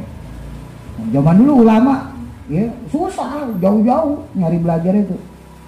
Ya, si orang ini yang datang ke Imam Hakim ini datang pengen musyawarah karena beliau pengen ke Bukhara ya, pengen untuk ilmu, pengen belajar dan mondok lah bahasa kita. Litolabil ilmi, untuk mencari ilmu. Dia ngomong, saya pengen ke Bukhara nih, saya bertekad, saya berazam untuk belajar ke Bukhara. Wahakada, dan seperti inilah ya, seperti demikianlah yang bagi seyogianya ayusyawiro, untuk bermusyawarah fikuli amrin, dalam setiap urusan. Maksudnya begini, tadi kan diceritain ya, Imam Abu Hanifah ketika mau belajar kepada Imam Muhammad bin Abi Sulaiman, beliau itu ta'amul, berangan-angan dulu ya, tafakur, mikir dulu, ini cocok gak jadi guru saya gitu ya, ini sesuai gak sama keinginan saya dan sebagainya. Nah, orang mau belajar itu sebetulnya nggak bisa langsung dok ngaji ke sini, oke ayo mondok di sini, nggak bisa, mikir dulu. Bahkan kalau bisa, nih seperti kata Imam Hakim yang dikutip oleh Imam Abu Hanifah ya, datengin orang untuk bermusyawarah, tanya sama ulama. Jadi jangan asal ngaji doang, asal mondok doang, jangan. Ya tak kalau sesat gimana? Dan sekarang kan banyak ajaran sesat, ya. Tahu-tahu sholatnya misalnya dalam batin. Wah, siapa ngajarin kayak gitu? Gak usah sholat syariat, langsung ke Allah, hakikat. Wah. Nah itu kalau gitu bahaya, siapa ngajarin? Makanya tanya dulu ulama. Minimal ya tanya ustadz deh, gitu kan. Tanya ustadz kampung kita siapa? Itu kalau kita ngaji sama dia gimana sih? Gitu. Kalau saya mondok misalnya daerah Jawa Barat, pondokan ini gimana sih? Kalau di Jawa Tengah, pondokan ini gimana sih? Jawa Timur, gitu. Jangan langsung ngaji. Lah kalau sesat bahaya itu. Ya, sebab kata Imam Bukhari kan, agama itu adalah nasab. Nasab di sini maksudnya nasab ilmu. Ya, kata Imam Bukhari ngomong, agama itu adalah nasab ilmu. Maka lihatlah kepada siapa kamu belajar. Makanya saya nggak segan-segan saya cerita, saya belajar sama siapa. Ini belum termasuk yang pondok ya. Saya belajar sama almarhum Kiai Muhaimin Syuhadi, saya belajar sama Kiai Abdul Aziz Mansur, saya belajar sama guru-guru yang lain dari yang Quran hadis. Ya. Jadi kata Imam Bukhari, kita bisa ngelihat seseorang itu keilmuannya dari mana dia belajar. Nah sekarang misalnya gitu, misalnya Mas Wanda jadi guru, anehnya ya, Mas Wanda jadi ustadz gitu. Lah kita bisa kritisin dia kapan belajar ya gitu. Kan bisa kritisin, seandainya nggak belajar ngaji di sini ya. Coba, Mas Wanda kan pasti ditanya, Ustadz Wanda dulu mondoknya di mana ya? Gitu. Kiai ini siapa ya? Atau kalau emang nggak mondok dulu belajar sama siapa? Kan gitu. Jadi kita harus melihat gitu. Nah ini perlu musyawarah kata Imam Hakim. Jadi jangan sungkan-sungkan untuk diskusi. Jangan sungkan-sungkan untuk musyawarah. Nah maksudnya gitu ya, paham ya? Ini makanya dikutip sama Imam Abu Hanifah. Gak usah malu-malu, pikirin dulu. Ya, kita ngaji sama siapa? Bener apa enggak dia itu orangnya? Enggak apa-apa. Karena itu menyangkut dengan agama kita. Salah aja kita belajar sama dia. Salah juga agama yang kita jalanin. Nah itu kan bahaya resikonya jadi. Bener kan? Nah, kadang yang bener aja kita nerapinnya salah. Padahal kita udah belajar sama guru yang bener. Lah kita nerapinnya salah. Apalagi belajar apa yang salah. Itu parah deh tuh ya. Wahadal kalamu dan adapun kalam ini, ya ucapan ini, ila qaulihi sampai kaulnya beliau musonef, ucapannya musonef. Qala berkata al-hakimu Imam Hakim, itu kalamul musonifi kalamnya musonef, la makwalun yang bukan qaulnya. Qala berkata beliau, ata arti katanya datang ya, tapi di sini maksudnya ya menyampaikan bihi dengannya, ya dengan kalam tadi, fi asna il hikayati pada tengah-tengah hikayat atau tengah-tengah cerita. Nanti ada kelanjutannya tentang kisah tadi, tapi ini maksudnya dipotong dulu ya. Jadi buat cuman sekedar ngasih tahu bahwa ketika belajar itu perlu mikir gitu ya, perlu musyawarah. Nah, ini dipotong dulu untuk libayani wujubil musyawarati, penjelasan tentang wajibnya musyawarah fi jami'il umuri dalam seluruh urusan atau segala perkara-perkara. Kenapa kok kita disuruh musyawarah dalam segala urusan, termasuk mencari ilmu? Fa innallaha ta'ala, karena sesungguhnya Allah Ta'ala itu amaro, memerintahkan Rasulullahi kepada Rasulullah sallallahu alaihi wasallam bil musyawarati dengan musyawarah. Karena Allah sendiri memerintahkan Kanjeng Rasul untuk musyawarah fil umuri dalam segala urusan. Haitsu qala sehingga atau sekiranya berfirman Allah Ta'ala, Allah Subhanahu wa Ta'ala, sampai-sampai Allah berfirman, wasyawirhum dan musyawarahlah kamu wahai Nabi, hum kepada mereka, fil amri dalam suatu urusan. Mengapa? Istizharat karena untuk menjelaskan, biro'yihim dengan pendapat-pendapat mereka, supaya kita tahu pendapat mereka tentang masalah kita ini seperti apa. Dan juga watakiban dan membuat enak, membuat nyaman, linufusihim pada perasaan-perasaan mereka. Nah kan orang kalau diajak diskusi musyawarah jadi seneng, oh saya dilibatkan gitu ya. Makanya saya kalau ngobrol tuh jujur aja, kalau ngobrolnya tanya Pak No tuh. Kalau lagi ngobrol ada orang nanya hukum, saya suka ngomong sama udah juga kan ya. Enak jawab dulu dah. Itu diskusi, musyawarah. supaya orang itu merasa diorangin gitu loh, dilibatkan gitu loh. Jangan mentang-mentang kalau kita pinter, wah gue jawab langsung. Wah jangan. Nabi itu diajarin kayak begitu, musyawarah. Nabi siapa sih yang bisa ngalahin? Lah Nabi aja musyawarah, maksudnya gitu ya. Nah ini terlepas dari yang cerita tadi tuh. Ntar yang cerita tadi dilanjutin. Nah ini cerita yang ini dulu. Jadi Nabi aja diperintahkan Allah untuk musyawarah, nanya dong. Gitu. Wa tamhidan dan mendasari bisunnatil musyawarati dengan kesunahan bermusyawarah. Jadi bukan hanya sekedar mengetahui pendapat mereka, tapi juga membuat nyaman perasaan mereka, gitu ya. Senang merasa dipartisipasiin, diikutin, gitu ya. Dan juga untuk menghidupkan sunnah, menjadi contoh. Buat siapa? Lil ummati, untuk umat. Lil ummati, untuk umatnya. Ya, untuk umat Nabi Muhammad, kita nih. Adapun hal ini itu ala takdiri, atas perkiraan. Ayu fasaro, ya ditafsirkan. Apa al-amru perkara, bima dengan sesuatu, ya maksudnya dengan perkara, yasihu sah, ayu syawaro yang dimusyawarahkan, alal itlaqi atas kemutlakan, ima ala takdiri ada kalanya perkiraannya, ayu fasyar, ya, untuk menafsirkan atau untuk menjelaskan bil harbi dengan peperangan. Masyhur ya, Nabi itu pernah pas perang Kondak, perang Parit, itu Nabi musyawarah. Bukan cuma itu doang ya, perang Badar juga Nabi musyawarah. Ya, perang Badar itu kan ya pas terjadi di bulan Ramadan ya, puasa. Nah itu sahabat kan usul, ya Rasul, kan kita lagi puasa nih. Ya di padang pasir jangankan puasa, gak puasa aja. Batang-batang ngerti deh kalau disuruh deh. Di Mekah, di Madinah tuh, wah, panas minta ampun. Bawaannya aus dulu ya. Nah kita nih yang di Indonesia yang sekarang musim panas gini aja, bentar-bentar keringetan, apalagi di sono. Bayangin itu di zaman Nabi, pas puasa. Makanya ada salah satu sahabat kemudian usul, ya Rasul, gimana kalau kita kuasai sumurnya Pak Badar. Jadi Badar itu nama sumur, yang punya itu namanya Badar. Pak Badar itu kita kuasain sumur Pak Badar. Nah akhirnya jadilah perang Badar. Strategi itu kemudian memenangkan kan, termasuk perang Hondak, perang Parit. Hondak itu Parit ya, got kalau di kali ya, dibikin kali gitu ya, bikin got gitu ya, ya bikin parit gitu ya. Jadi supaya orang-orang kafir, pipitan Abu Sufyan dan sebagainya itu nggak tahu kalau itu ada paritnya kan.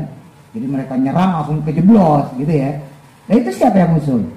Sahabat. Jadi Nabi itu aja musyawarah sama sahabat, nih kita perang gimana nih? Paham ya? Fala yasihu, maka tidaklah sah bihi dengannya, ya dengan qaul tersebut. Apa istidlal, pengambilan dalil fi sunnatil musyawarati, dalam kesunahan bermusyawarah, fi jami'il umuri, dalam seluruh perkara atau seluruh urusan. Jadi ini khilafiyah ulama, ada yang berpendapat ya seluruh urusan harus dimusyawarahin gitu ya. Nah pendapat ulama ya jangan semua, kalau yang sifatnya pribadi kita ya nggak usah dimusyawarahin, nggak apa-apa, maksudnya begitu. Walam yakun, nah nih, walam yakun, dan tidak ada siapa ahadun satupun orang. Nabi itu bermusyawarah sama sahabat, padahal tidak ada satupun orang aftona yang lebih fatona, yang lebih cerdas minhu dari beliau, minhu dari Nabi. Emang ada sahabat yang lebih pintar dari Nabi? Nabi fatona paling cerdas, ya enggak? Maksudnya wal halu, adapun halnya, anahu sesungguhnya yang demikian, itu lam yakun tidaklah ada siapa ahadun seseorang pun minal uqala'i yang lebih berakal, maksudnya lebih cerdas, nggak ada yang lebih cerdas, azka yang lebih pintar, nggak ada yang lebih pintar. wa aqala, dan lebih berakal, ya maksudnya sama ya, lebih pintar juga, lebih cerdas juga, minhu darinya, dari Nabi Muhammad. Nggak ada yang lebih cerdas dari Nabi. Wa ma'adzalika, ma'a di sini bermakna walau, bukan beserta ya, tapi bermakna walau. Wa ma'adzalika, walaupun demikian, walaupun Nabi paling pintar, paling cerdas, paling berakal, paling hebat, walaupun demikian, umiro, diperintahkan beliau, mabni majhul. Ya, kalau mabni maklumnya amaro, mabni majhulnya umiro. Umiro, diperintahkan beliau, bil musyawarati, dengan musyawarah. Nabi yang pintar, kita aja musyawarah. Lah kita belum ones setengah budek, mau keputusan main ambil sendiri aja. Wah, parah nih. Apalagi ntar kalau teman-teman nikah ya, musyawarain sama istri tuh, musyawarain. Kira-kira kita punya anak berapa ya? Musyawarain, jangan tabrak-tabrak aja Ustaz. Wah, anaknya banyak repot. Anaknya satu aja deh, udah. Anaknya dua aja deh, udah. Musyawarain. Termasuk tar pendidikan anak. Anak kita mau diapain ya? Masukin MI apa SD, SMP apa sanawiyah, SMA apa aliyah, gitu. Mondokin apa enggak? Lo itu musyawarain. Kadang-kadang kita laki egois ya, nampaknya sendirian, nggak boleh. Nabi aja musyawarah, lah kita Nabi bukan. Ya. Wakana, dan adapun ya beliau Nabi itu yusawiru, bermusyawarah, ashabahu, akan sahabatnya, ya dengan sahabat-sahabat beliau. Nabi bermusyawarah sama sahabat Abu Bakar, Umar, Utsman, Ali ya, dan sebagainya. Fi jami'il umuri, dalam seluruh urusan. Ai maksudnya adatuhu, ya adatnya atau kebiasaan beliau ya bermusyawarah. Hakada, seperti demikian. Hatta, sampai-sampai, hatta hawa ijil baiti, sampai pada urusan kebutuhan rumah tangganya. Tuh. Sampai urusan kebutuhan rumah tangga, urusan privasi ini kan, itu Nabi musyawarah, nanya pendapat sama sahabat-sahabatnya. Masyhur ya hadis tentang fitnah Sayyidah Aisyah yang diduga berzina. Itu kan masyhur itu. Ya. Sampai kemudian ada sumpah qadzab kan dari situ ya. Tahu ya, nggak usah saya ceritain kan ya. Ceritain enggak? Nah kalau tahu saya nggak usah ceritain, panjang ceritanya soalnya. Intinya Nabi itu dulu sama Aisyah sama sahabat yang lain ya. Itu suatu ketika Nabi lagi jalan ya sama sahabat sama yang lain, sama Sayyidah Aisyah. Nah itu Sayyidah Aisyah cincinnya jatuh. Cincinnya jatuh, Sayyidah Aisyah baru nggak pas di perjalanan, loh cincin saya mana? Akhirnya Sayyidah Aisyah keluar dari tenda panggung itu, keluar dari tenda, nyari cincinnya yang jatuh itu, ditemenin sama salah satu pembantunya Nabi yang laki. Nah Nabi sama sahabat yang lain kagak tahu kalau Sayyidah Aisyah ketinggalan di sono. Jalanlah Nabi pulang ke Madinah. Nah sampai di Madinah, nah bini gue mana? Bahasa kasar gitu. Nah, itu bahasa Betawi, oh, tapi kan orang Betawi. Bahasa Betawi gitu. Nah bini gue mana? Nggak lama kemudian Sayyidah Aisyah datang sama pembantunya Nabi ini. Nah di situ kan jadi fitnah. Wah jangan-jangan dia selingkuh gitu. Ya paham ya? Nah itu akhirnya Nabi apa yang dilakukan Nabi? Musyawarah. Gimana pendapat engkau wahai sahabat? Sahabat Abu Bakar, Umar, ya Abu Bakar karena bapaknya, ya Rasul itu putri saya pasti terpercaya, nggak mungkin dia selingkuh. Ngapain dia selingkuh sama pembantu, orang dia udah dapetin engkau sebagai Nabi, ya kan? Umar, Utsman, Ali. Nah di antara perselisihan yang terjadi saat itu adalah Sayyidah Aisyah dengan Sayyidina Ali bin Abi Thalib. Ali bin Abi Thalib, Ali nikah dengan Fatimah Az-Zahra, putrinya Nabi, ya kan? Fatimah Az-Zahra putrinya Kanjeng Nabi, itu anaknya Khadijah, ya Sayyidah Khadijah, istri Nabi yang pertama. Makanya kata Sayyidina Ali, itu mah kayak perempuan kayak gitu ceraiin aja. Nah itu benar loh. Saya nggak cerita bohong, silakan teman-teman cari di hadis-hadisnya. Itu diterangin dalam kitab Fathul Bari. Nabi orang kayak gitu mah ceraiin aja udah, perempuan masih banyak. Makanya ntar kalau teman-teman ini bicara, ini khusus intern ya, untuk intern kita umat Islam. Kalau teman-teman ntar belajar tentang perpecahan Syiah, Muawiyah, kenapa Muawiyah didukung Sayyidah Aisyah, kenapa Sayyidina Ali terus kemudian ada lahir pendukung Syiah, ini gara-gara kejadian itu. Ya. Jadi di mana waktu itu Sayyidina Ali pernah bilang, perempuan banyak ya Rasul, tinggal pilih pacar kali diremehin udah ceraiin aja, oh tawan kayak gitu. Nah tapi Rasulullah nggak mau buru-buru mutusin. Itu beliau nanya loh, gimana sahabat pendapatnya, sampai kemudian satu hari Quran belum turun ya, Quran belum turun, Nabi masih nungguin aja, ini ceraiin apa enggak ya kan. Itu nanya sahabat, itu sehari itu nanya, gimana ya menurut kamu ya, apakah saya perlu menceraikan istri saya, ditanya semua sahabat. Hari kedua belum turun, makin bingung ya kan, galau Nabi. Biasanya ayat Quran kan turun setiap ada masalah. Nah baru hari ketiga turun ya, turun tuh di surah apa, Ar-Rum atau An-Nisa saya lupa tuh, at-thayyibina lit-thayyibat ya. At-thayyibina adapun laki-laki yang baik, itu lit-thayyibat untuk perempuan yang baik-baik. At-thayyibatu dan adapun perempuan yang baik-baik, lit-thayyibin untuk laki-laki yang baik juga. Wal khabisin lil khabisat, laki-laki yang buruk ya untuk perempuan yang buruk juga. Wal khabisatu dan adapun perempuan yang buruk, lil khabisi untuk laki-laki yang buruk ya. Artinya apa ya? Nabi baik nggak? Kan Nabi baik, soleh. Maka dengan demikian terjawab. Berarti Sayyidah Aisyah orang baik. Kemudian Sayyidah Aisyah minta maaf. Cuma perseteruan Sayyidah Aisyah sama Sayyidina Ali ini belum kelar. Tidak, makanya sebetulnya saya nggak mau ceritain, cuma udah telanjur ya. Jadi ini awal kisah kelam kita tuh dari situ mulainya. Tentunya dalam hal ini sebagai manusia kita wajarin. Ya ini kan manusia, wajar lah. Orang dituduh selingkuh terus terbukti kagak benar kan pasti sebel lah, ya kan?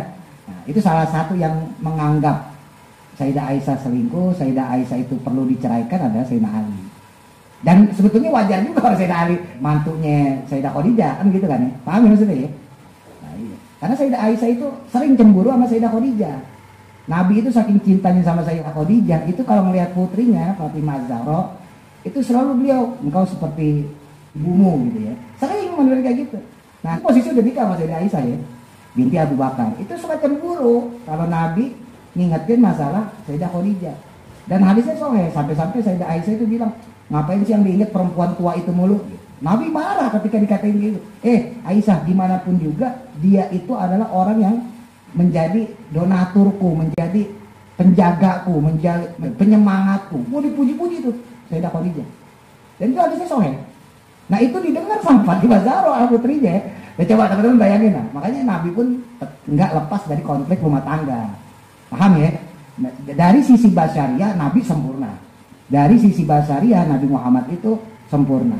Tapi tetap sebagai manusia, beliau juga nggak terlepas dari masalah rumah tangga. Nah kenapa beliau dihadapkan dengan masalah rumah tangga?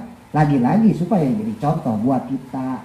Nah, sekarang kalau Nabi adem ayem aja, terus yang kumpul kebo, yang berantem sama istrinya itu kan kagak bisa contoh Nabi. Paham ya? Jadi jangan dianggap kelemahan dari posisi Nabi ini kemudian dianggap sebagai hal yang buruk, bukan ya? Justru kelemahan yang terjadi dalam Nabi ini menjadi contoh buat kita. Makanya saya pribadi nggak pasti senang kalau dengerin ceramah-ceramah orang yang maaf ya, kita bukannya kita ngejatuhin Nabi, bukan ya? Ini kita bicara ilmu ya, sekali lagi teman-teman jangan salah paham. Saya nggak pasti senang kalau ada orang tuh nyerita ini mukjizat Nabi, karena itu nggak bisa dicontoh. Nabi belah bulan loh, ya, belah bulan. Nabi nguarin air, ya pernah saya tuh cerita tuh ya. Ya nggak apa-apa cerita sesekali, tapi jangan banyak-banyak. Tapi kan itu nggak bisa dicontoh. Padahal Nabi katanya uswatun hasanah, nggak bisa dicontoh. Masuk anda belah bulan, nggak bisa. Ya, belah matahari bisa, matahari Robinson tuh, ya, tokohnya dibelah. Nggak bisa, kita belah gimana? Nah tapi kan kalau kayak gini-gini nih, Nabi ketika dihadapkan dengan isu perselingkuhan gitu ya, jangan dianggap jelek loh. Kita umat Islam loh, itu justru kelebihannya Nabi, itu sifat basyariahnya Nabi. Yang itulah justru menjadi sesuatu hasanah. Oh ternyata Nabi ketika mendapat isu diduga Siti Sayyidah Aisyah itu selingkuh, beliau nggak langsung marah, beliau diam dulu. Sayyidah Aisyah didemin, sampai turun tuh ayat tuh, at-thayyibina lit-thayyibat, ya, at-thayyibatu lit-thayyibin, al-khabisina lil-khabisat, al-khabisat itu. Sampai turun ayat itu baru Nabi kemudian nyamperin Sayyidah Aisyah. Dan hebatnya sama-sama mengakui kesalahan. Rasul ngomong sama Sayyidah Aisyah, ya, wahai istriku, saya minta maaf karena saya cemburu, ya, saya khilaf, ya. Itu Nabi ngakuin, saya khilaf, saya cemburu karena engkau diduga selingkuh. Ya. Nah, Sayyidah Aisyah malah senang. Oh berarti Nabi benar-benar sayang kan begitu kalau perempuan dong. Ini pikiran yang husnuzon. Beda apa ya? Maaf istri-istri coba kalau perempuan zaman sekarang juga kayak gitu. Parah itu. Wah lo emang laki-laki sialan lo gitu kali ya. Nabi ini bayangin. Nah Sayyidah Aisyah itu ketika dibilang kayak gitu, Sayyidah Aisyah malah senang. Oh berarti engkau benar-benar sayang sama saya ya Ustaz. Engkau berarti benar-benar cinta pada saya sebagai istrimu. Saya juga minta maaf karena ketika cincin itu jatuh, saya berusaha mencarinya. Itu kan cincin pernikahan kita. Dan saya kalau balik ke Madinah tanpa cincin itu sama aja saya bawa badan, nggak bawa nyawa tuh Sayyidah Aisyah. Rasulullah minta maaf, Sayyidah Aisyah minta maaf, selesai. Itu yang harus kita contoh ya. Nah itu sifat basyariahnya Nabi. Coba kalau ulamanya ustadznya nerangin Nabi pernah bulan-bulan. Ya. Padahal ayatnya ustadznya Hasan apa yang bisa dicontoh yang kita nggak pernah bulan. Ya. Nah tapi ketika diterangin, oh iya berarti begitulah kalau menghadapi masalah problem rumah tangga, harus sama-sama ngakuin salah. Kalau ngakuin salah, sama-sama bersalah ya, sama-sama ngakuin salah, itu sama-sama minta maaf, selesai. Tapi kalau sama-sama merasa benar tuh apa ini? Pas Anda sama bininya kan, lu sih selingkuh. No, pas toko ternyata bini kagak selingkuh misalnya gitu ya. Nah terus Mas Anda ini gue minta maaf ya. Nah terus bini kan, wah ini si Mas tuh. Lagian belum ngomong, saya kan belum cerita, lu marah-marah jadi selingkuh. Orang saya nggak selingkuh juga. Masalahnya gak terima juga. Lah gue minta maaf masih mungkin aja. Itu repot itu jadi perang piring gitu. UFO itu ya, piring terbang. Nah ini belajar ya, kita belajar dari situ. Jadi jangan sampai kita ngeremehin lagi. Hatta hawaiyul bait ya. Jadi kita gitu. Hatta adapun lafaz hatta atau kata hatta tadi itu harfu atfin, huruf atau. Wal hawaiju dan adapun lafaz hawaij itu majrur ala anahu atas lafaz yang sesungguhnya itu maktufun maktuf sama ya. Ala jami'il umuri atas lafaz jami'il umuri fa'ala aliyun berkata Sayyidina Ali karamallahu wajhah wallahu a'lam. Semoga manfaat. Al-Fatihah. A'udzu billahi minasy syaithanir rajim. Bismillahirrahmanirrahim.